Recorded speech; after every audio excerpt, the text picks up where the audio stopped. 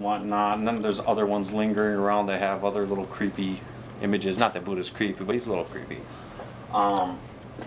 These are just reproductions, but these are propaganda posters kind of showcasing what each of the major powers during World War II thought of the others. And here you got a samurai chopping, you know, a British battleship in half, you know, basically saying, you know, we will destroy you with our Japaneseism.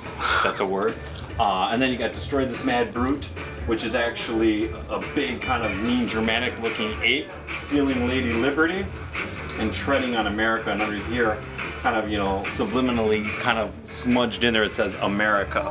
So this is kind of like the Germans, you know, basically this is what we thought, the US, that, you know, if we don't, you know, defeat the Germans, they're gonna come and steal our liberty and everything. Slava, which is to celebrate in Russia. This is when, you know, Russia basically, World War II was over. Russia basically, communism prevailed for them, and they came out with Slava, celebrate Russia, you know, this big, you know, regal thing, hammer and sickle.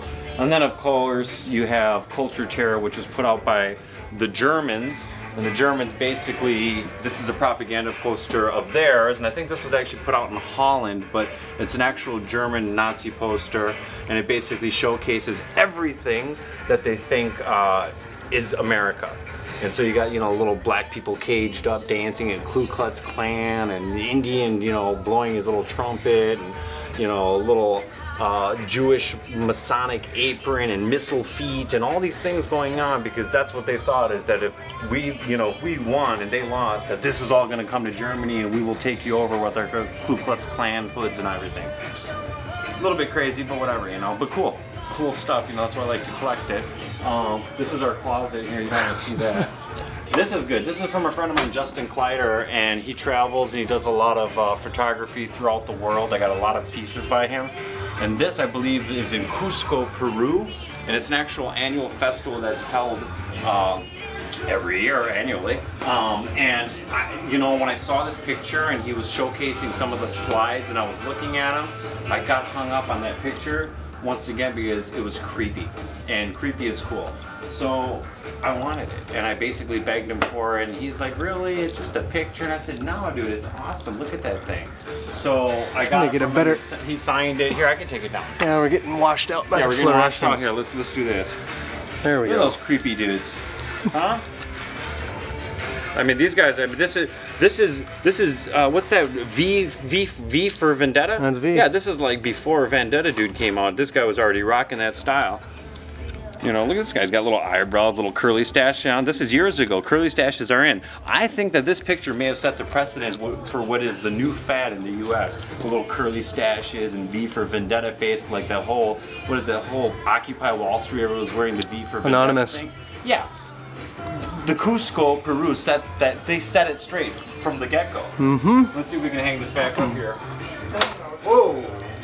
Take it easy, take it easy. But yeah, interesting stuff, interesting stuff. I'm sorry, I didn't mean to have my back to you. Oh, I got one more thing I want to show you, because it's really cool. And it just gives you an example of how I fall in love with stuff. We're gonna go over here to these little these little guys. This was done by a local artist here. So there's an artist who thought that, you know, there's all these bikes and you get all these, you know, junk parts that sit around, and I went into this warehouse and there's all these bike parts everywhere. And this guy thought it'd be really clever, and so what he did is he started doing art with the actual little fenders and whatnot from bikes and the little chain guards, and he would do all these little bike parts. And of course, being that I'm really into the indigenous kind of style art and into the Northwest Coast stuff, right down my alley. And I was like, dude, I gotta have these. I gotta have these fenders, dude. These are dope. So I got them. I think I traded him something for it, but once again, pretty cool, you know, done by a local artist. It's not anything like old or, you know, like ancient or anything, but it's cool. It's different. What else? What else? There's so much. I mean, I could just go on and on. Ultimately, hopefully I showcased enough for you guys to give you an example of who I am, how I deal with this stuff. There's a lot more to it. I can give you a lot more backstory and whatnot, but at least with video number 1, you had an introduction to me and to what I am and what I do. And now with Max actually asking me to give you a video with a little bit more in-depth description about the things that I have and showcase I don't want to bore you with too much dialogue and too much walking around picking through stuff, but it gives you an idea. So I hope you like it. Let me know. Stay in touch. See you soon.